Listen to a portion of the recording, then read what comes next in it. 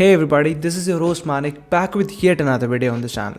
With a device that has been my personal favorite from OnePlus, as it was their first attempt into this mid-range segment. And back in 2020, it had a lot going for it. I think you know what device I'm talking about. Yes, it's the OG Nord. And why is that, you might wonder? Well, the reason is mostly because I would like to share my experience with it, and if you can still keep this device in 2023. Or you should just sell this device and upgrade to a better option like the Nothing Phone 2, Nord 2 or the OnePlus 11R now that this device is in end of life for OnePlus, which means no more security updates and major updates. So let's just compare it with another mid-ranger of 2023 and a flagship to find out the answer. And in case you wish to watch this video in Hindi language, here is a card to the Bit Tech Hindi channel. Now to begin with, there are few major things that I would like to cover. The build quality or hardware, software and updates, camera, the performance and battery, and should you upgrade your device now. A quick word on the build quality for now. So my device here was used with the case, and as is the norm with every device I own, it still looks like new even after all this time, and the design here reminds me of classic OnePlus days. I also did not get any green line or any issues with the display till now, and it survived unlike my OnePlus 8T. May it rest in peace. But yeah, this phone still has the basics right and even has a 30-watt fast charging, faster than my S23 and comparable to the 33-watt one on the Phone 1. And every possible camera sensor is here that you might ever think of, and though not all of them are usable, but that used to be a time when the brands did show off. The 90Hz display is still fine as it does not feel that jittery in day-to-day tasks, but definitely 120Hz is something that feels really better.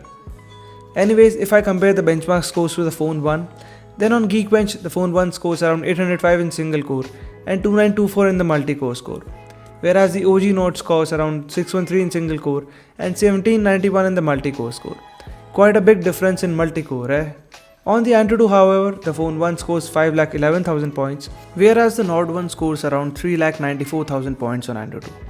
But this is all on paper and just for your reference. Coming to the software side of things, and this device is still running on OxygenOS 12 and recently got its last update with the latest security patch, and I still feel to this day that using this device on OxygenOS 10 is the way to go if you want a better experience and want to make the most out of this device. The UI and animations aren't as smooth as stock Android now, and in comparison you can see the difference. OxygenOS or ColorOS is smooth in day-to-day things and has a bunch of good features too. But overall looks wise, since it is far from stock, it is not my cup of tea. Though some might like it, and that's totally subjective. Sad but true. As far as Nord is concerned, you can just use it with custom ROMs now, and if you want to for an year or so, you can give it a shot. It will give you a stock-like experience without spending anything at all. And here is a card on how you can flash a custom ROM on your device. In day-to-day performance, the phone can still do whatever you want, and though the app opening times are more now, especially on this version of hybrid OxygenOS, the animations are also a little slower than expected. The device lacks the level of smoothness, and as you can see with the stock Android on the Phone 1, even the Pixel 4a feels better in terms of animations. So if you are someone who still wishes to use this device for light to medium tasks and a few minutes of casual gaming, this can hold up just fine. But nothing more than that, as it even heats up a bit. Also, it has only one 5G band that works with Jio, Airtel and other operators. Though please don't expect great coverage, and the battery life also takes a hit, which won't be more than 6 hours on 4G now. It can still run BGMI on smooth and extreme settings, though you know the experience won't be that great, and you can play it for like 15 to 20 minutes at a stretch. You can still keep the device if your usage is light to moderate, else you can just switch over. In terms of camera, there are plenty of them on Nord, but let's focus on the primary back and front facing camera. The back camera here is a way too old sensor now, and I won't lie, the stock camera does not compare that well with the images taken from the newer devices like the Phone 1. But if the lighting is right, you can do decent if not great. The images taken are Insta worthy at least, and the colors here are fine.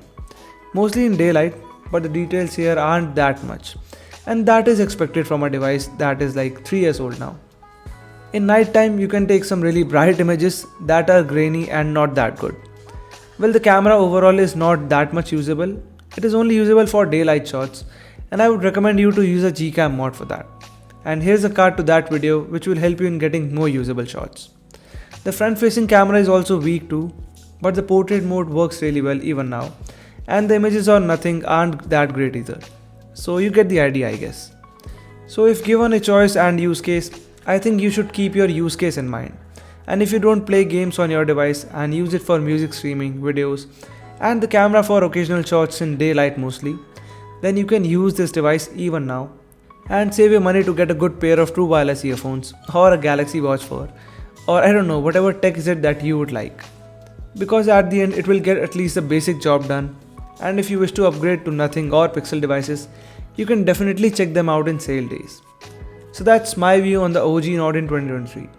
And if you do end up liking this video, make sure you press that like and subscribe button for more such videos.